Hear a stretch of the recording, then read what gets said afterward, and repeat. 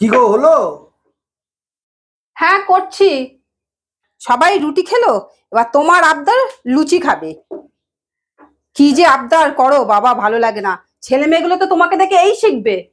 কেন? হ্যাঁ, তো ছুটি ছাটার দিন বলেই তো বলেছি। আরে তুমি তো অন্যদিনও বলতে পারতে।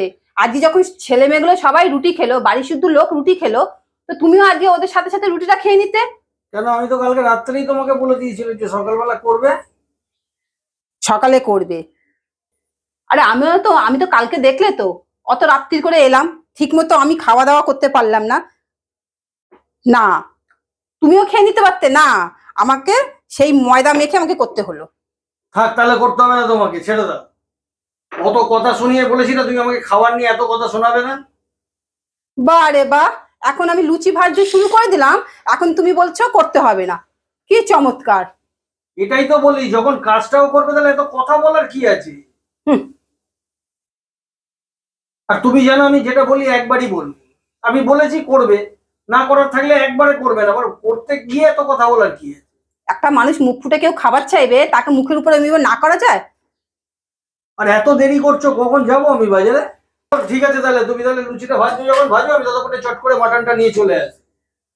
আরে বান্দর, গরম গরম যখন লুচিটা ভাজছি, আগে লুচিটা খেয়ে তারপরে মাটনটা নিতে যা। ও আগে মাটন নিতে চললো। আর তুমি আগে মাটন নেবে কেন? আজকে তো জন্মাষ্টমী, আজকে তো নিরামিষ খাবো। তোমার তো সারা শ্রাবণ মাস ধরে চললো নিরামিষ, আবার আজকেও নিরামিষ। আরে একটা দিন নিরামিষ খাও না, আজকে শ্রীকৃষ্ণের জন্ম বার। ঠিক আছে, আমি যদি নিয়ে আসি তাহলে রেখে দেবে, ওটা কালকে করবে তাহলে। ভালো লাগে না। কেন আজকে নিয়ে আসারই বা কি দরকার? নিয়ে এসে আবার ফ্রিজে রাখো, আবার এই করো, এই তালের নিবি বানাতে হবে, এটা বানাতে হবে, সেটা বানাতে হবে। ভালো লাগছে না। এই মানুষটাকে নিয়ে না আমি পাগল হয়ে যাব। আমি বরঞ্চ তোমাকে গরম গরম দিচ্ছি, তুমি বরঞ্চ গরম গরম খাও। দাঁড়াও, আর কটা ভেজে নি, হয়ে গেল। ও শোনো, একটা কথা বলি।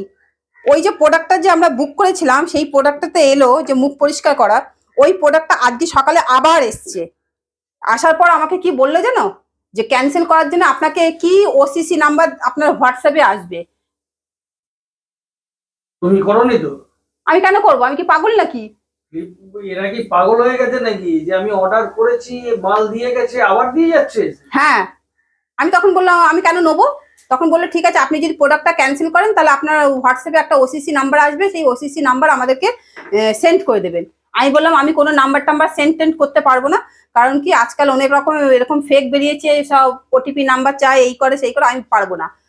তখন বললো তাহলে তো আপনার কাছে আবার আমাদেরকে আসতে হবে। আমি সে তোমরা যতবার ইচ্ছে আসো, আমি কোনো নাম্বার তোমাদেরকে দিতে পারবো না।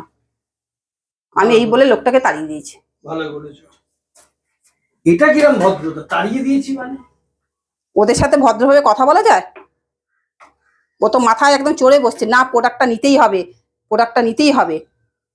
এটা ওরা কখনোই বলতে পারে না, তোমাকে বলে জোর বলবে যে হয়তো তুমি ক্যান্সেল করো। আর এত কথা তো বলার দরকার নেই, তুমি বলবে যে আমাকে দিয়ে গেছে আমি আর নেবো না, তুমি দেখিয়েও দিতে পারো। ভাই তোমাদের এই প্রোডাক্টটা পেয়ে গেছি, আবার বুক করে আমি বলেছি, তাহলে। বলা সত্ত্বেও লোকটা খুব ঘ্যান ঘ্যান করছিল। আসলে ওদের দোষ না। অবশ্যই এদের কুরিয়ার সার্ভিসের কি দোষ, ওরা তো মালটা দিলে পরে ওদের কমিশন দিতে দেয়, পয়সা ওদের আর কি আছে।